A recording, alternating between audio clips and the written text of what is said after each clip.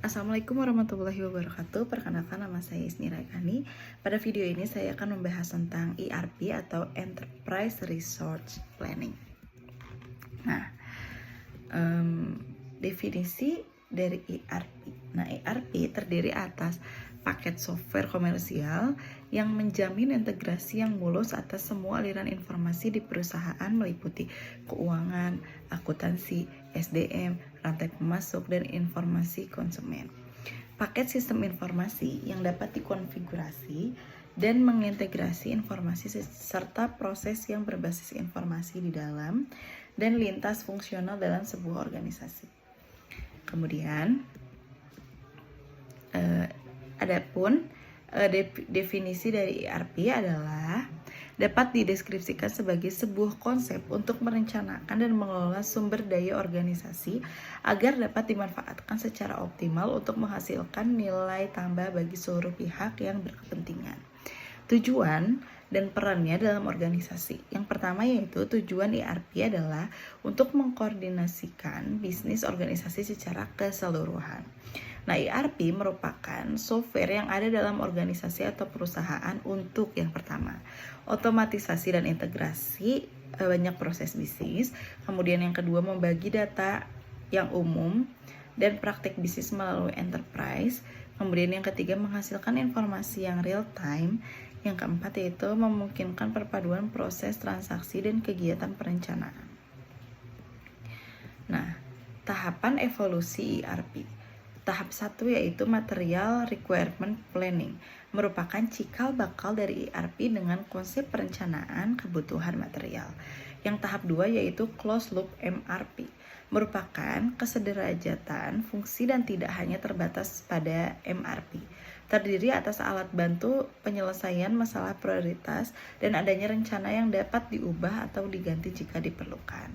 Tahap 3 yaitu Manufacturing Research Planning, merupakan pengembangan dari Closed Loop MRP yang ditambahkan 3 elemen yaitu perencanaan, penjualan, dan operasi, antarmuka keuangan, dan simulasi analisis dari kebutuhan yang diperlukan. Yang keempat yaitu ada Enterprise Resource Planning, merupakan perluasan dari MRP, yaitu perluasan pada beberapa proses bisnis diantaranya integrasi keuangan, rantai pemasok, dan meliputi lintas batas fungsi organisasi dan juga perusahaan yang dilakukan secara mudah. Dan tahap kelima yaitu Extend ERP, merupakan perkembangan dari ERP yang diluncurkan pada tahun 2000 serta lebih kompleks dari ERP sebelumnya.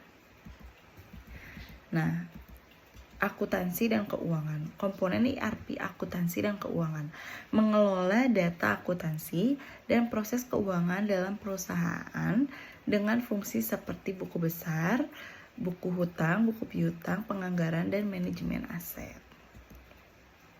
Nah, sumber daya manusia dalam ERP yaitu melacak informasi karyawan termasuk penggajian, tunjangan, kompensasi, penilaian kinerja, dan mengasumsikan kepatuhan terhadap persyaratan hukum di berbagai yurisdiksi dan otoritas pajak. Adapun komponen dari Extend ERP yang pertama yaitu Intelligent Business, kemudian ada Customer Relation Management, kemudian ada Supply Chain Management, dan e-business.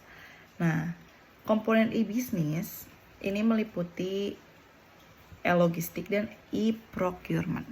Nah, e-logistik itu mengelola transformasi dan menyimpan barang, sedangkan e-procurement yaitu pembelian dan penjualan perlengkapan dan layanan bisnis ke bisnis atau B2B melalui internet. Adapun manfaat sistem dari ERP yaitu menawarkan sistem integrasi di dalam perusahaan sehingga proses dan pengambilan keputusan dapat dilakukan secara lebih efektif dan efisien. Kemudian yang kedua yaitu memungkinkan melakukan integrasi secara global. Yang ketiga yaitu menghilangkan kebutuhan pemutakhiran dan koreksi data seperti yang terjadi pada sistem yang terpisah. Kemudian yang keempat yaitu memungkinkan manajemen mengelola operasi dan tidak memonitor saja dan lebih mampu menjawab semua pertanyaan yang ada. Nah, di sini area ERP itu yaitu mencakup financial and accounting, kemudian project management, kemudian ada human resource, manufacturing, material management, and sales and distribution. Nah, demikian yang dapat saya sampaikan. Wassalamualaikum warahmatullahi wabarakatuh.